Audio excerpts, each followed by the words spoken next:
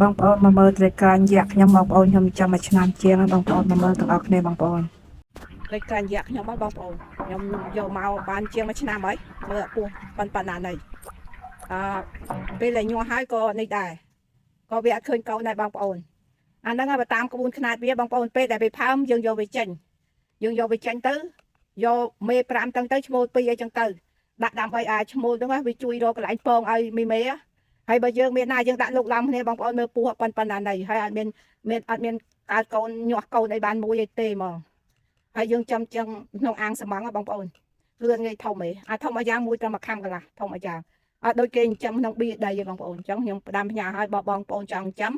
កុំចិញ្ចឹមក្នុងអាងស៊ីម៉ងគឺបងប្អូនចិញ្ចឹមក្នុងបៀយើងជីកដីធម្មតាហ្នឹងបានធំបើថាចិញ្ចឹមអាងស៊ីម៉ងដូចខ្ញុំចេះអត់ធំទេបងប្អូនខ្ញុំក៏ផ្ដាំផ្ញើឲ្យ